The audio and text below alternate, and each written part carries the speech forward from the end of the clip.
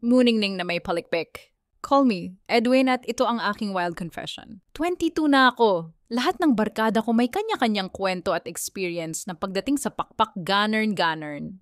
Ako lang ang wala pa. Oo, virgin coconut oil pa ako. Hindi dahil sa ayaw ko, kundi wala lang talaga nagtangka. Kaya nung may isang girl na nag-message sa akin out of nowhere, medyo kinabahan ako. Chill lang kami nung una. Konting kwentuhan, asaran, tapos nagulat na lang ako nang sabihin niyang gusto raw niyang magpakpak ganern-ganern. Akala ko joke. Hanggang sa nagsisend siya ng sexy photos niya. Pero ilang araw lang, heto na nasa room ko siya. Ako, pawis na pawis, kinakabahan. Nagsimula sa laugh-laughan. Okay pa. Nilapit niya yung kamay ko sa mga melon niya. Uhaw na uhaw akong first-timer. Nang tumambad na sakin, pinasip-sip huray niya sakin hanggang sa unti-unti dumako kami sa ilalim. Doon ko siya unang nasilayan, si Muningning. At doon ako parang hindi ko siya inaasahan.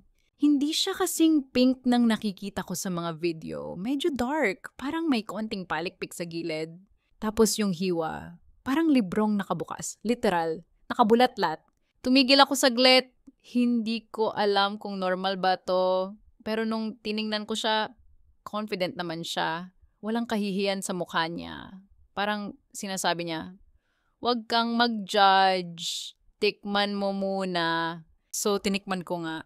Mabango, malinis, at ang sarap pala. Walang kinalaman sa itsura, walang edit, walang filter. Pero totoo, tuloy ang mainit na eksena. Kiniskis niya ang katawan niya sa akin habang dinidikitan ang jumbo hotdog kong kanina pa galit na galit. Hinila niya ako papalapit at sabay namin sinimulan ang unang pakpak ganern-ganern ko sa buong buhay. Sa una, awkward. Parang mali ang anggulo, may nababangga, nadudulas. Pero nung nakuha na ang tamang galaw, ayun na. Mainit, mabigat, malagkit. Ramdam ko ang bawat pasok. Si Muningning parang kumakapit.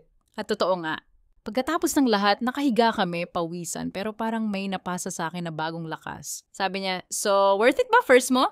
Ngumiti ako at tumango. Ask ko lang, normal ba talaga yung ganong itsura ng Muningning? Di ako namamahiya, again, nagtatanong lang po.